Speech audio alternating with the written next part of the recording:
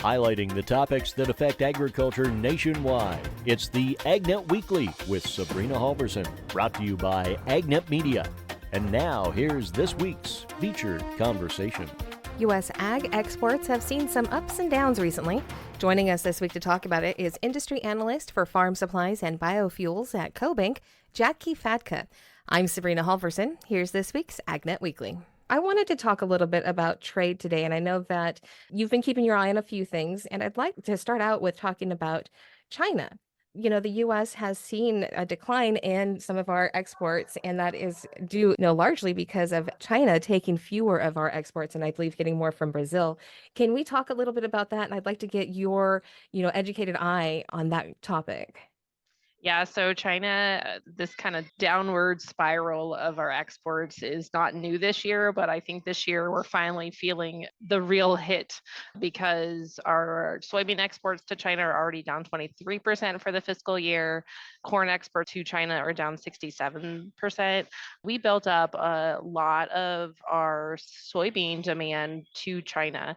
A combination of what started during the Trump era has been built upon during the Biden administration. Our relations with China are not good, and the farmers are the ones that are paying the price for that in lower exports. And, part of that is because of a lot of the talk, even some of the discussion about foreign land ownership and really the targeting of China, that doesn't bode well over there. It doesn't make them think, oh, let's go buy some soybeans from the US when they're constantly hearing us kind of banter against them. And, they have been investing for decades in Brazil and Argentina. And I was just having a conversation this week with some of our staff too about how the competitiveness for US agriculture was because of our transportation and the way that we could get our products across the world to China. Well, China started investing in Brazil and Argentina, and our competitiveness is now feeling that impact of that investment, as well as we've seen great weather for Brazil and Argentina for the most part that had erased some of the problems that they'd had in recent years. So again, overall, we're taking a big hit from China, and I don't anticipate that being able to come back unless we see other shortfalls in the Southern American market. You hit on so many different aspects of this. And first off, like you said, it started with the Trump administration, continued in the Biden administration with trade issues, and then, but also, as you said, that kind of banter or just the general attitude that we have had with China, with foreign ownership of ag land, primarily centered around China. And now we're looking at, with the election coming up, we're truly looking at either continuing with the Biden administration or going back into the Trump administration. Any ideas on how we can possibly recover or bring that trade with China, which is very important to our farmers? What can we do to increase that or make it better? To be completely honest, I think a lot of the damage is done. And I think the biggest opportunity for us probably exists if there is a weather concern in our competitors. I don't think if they had to choose between us and them, they're not going to choose us. And I think that is another reason why, there's a lot of momentum here in the US for renewable diesel and possibly being able to build up our domestic demand for soybeans. But as we look going forward, the damage has been done, and a lot of that has been years in the making. And like I mentioned, with the building up of the transportation and being able for those Brazilian farmers to be able to get their crops from the field to their ports and out, that used to be an advantage that we could have. We don't necessarily have that in some of those areas. So I don't think there's a magic wand that's going to fix this. Unfortunately, we're going to have to find some new demand here and look to some of those other Southeast Pacific areas to send our crops. Yeah. And again, we're talking with Jacqui Fatka of CoBank. And I just want to point out that you have taken the time to talk with us today while you're currently at an airport. We do have a little bit of that background noise going on, so I just want to let our listeners know what it is.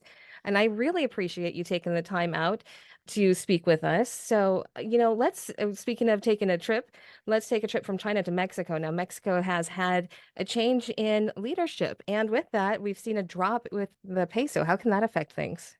Right now, we've been able to have the dollar to peso ratio has been favorable to exports there, especially with corn. We've seen a lot of our corn go to Mexico.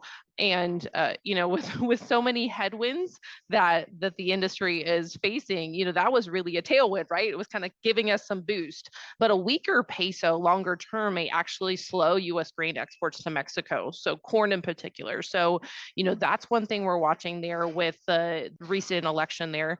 But also too, I mean, lots of people with Mexico, we know that there is the GMO concerns, and that's going through the USMCA trade dispute process right now. This newly elected president is a very close ally of her predecessor. And so there is some questions of whether she would continue that going forward or whether she would relax that. She's a scientist, and so maybe she would be able to kind of see where things go through the trade dispute. But when she comes into office later this fall, maybe would reevaluate the country's position on GMO corn. Yeah, and having that scientist perspective, that could actually be a really good thing for the GMO corn perspective because she understands the GMOs. That's my take on it. It's not necessarily what I've read, but that's my take is that a scientist is going to understand that and be able to argue better for permitting the GMO corn into Mexico. That would be beneficial for our farmers as well, wouldn't it? Definitely. I mean, and we've been able to kind of scale that back. The fact that at one point, we didn't know if we'd be able to send any corn, and now it was just corn that was going to be used in their food, so a smaller chunk, right? If we weren't able to send any of our corn for their feeding, then it would really be a problem. But this is something that's really important, not just for the relationship with U.S. and Mexico, but around the world, right? The biotechnology, the science behind it is really under scrutiny in this case, and so it's going to have an impact not just with Mexico trade, but possibly all around the world in the continued just knowledge and understanding of the safety that comes with GMO corn. Yeah. And let's talk about ethanol a little bit with exports and trade. How is that going with building it up?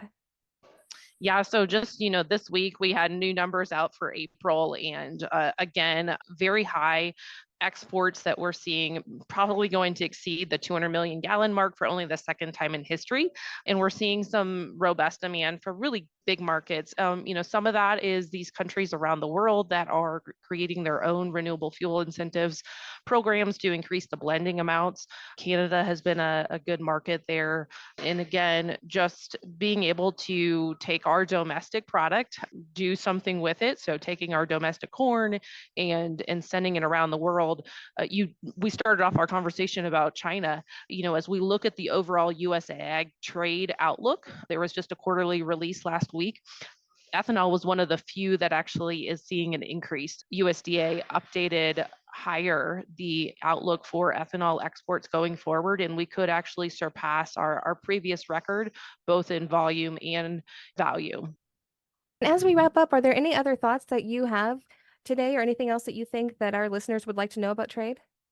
I think we here in the US really do rely on our trade. And we know that both the Biden and Trump administration have had a different approach to trade than maybe we had seen in the previous decades before. So we here in the US need to continue to push for more trade opportunities. This is an opportunity for producers and commodity groups to continue to make that important message, to carry it and communicate how important these export markets are for their bottom line. And also it puts a notice on us to make sure that we have new demand here in the US. If we're not going to export it around the world, we've got to come up with some new demand, whether that's continued exports of ethanol, whether that's renewable diesel, or trying to replace other plastics with some of these products as well. Well, I want to thank you one more time. Like I said, I know that you were on the road today, so thank you for taking a few minutes out to chat with us and to get us caught up on some of these issues. It was great chatting with you, Sabrina. Feel free to reach out anytime. Thank you again to Jacqui Fatka, Industry Analyst for Farm Supplies and Biofuels at CoBank. If you want to get more conversations like this, be sure to hit that subscribe button. For AgNet Media, I'm Sabrina Halverson. Continue the conversation online by following Sabrina Halverson on Facebook, X, and LinkedIn. And get more agricultural news at southeastagnet.com and agnetwest.com. This has been the AgNet Weekly from AgNet Media. Thank you for tuning in.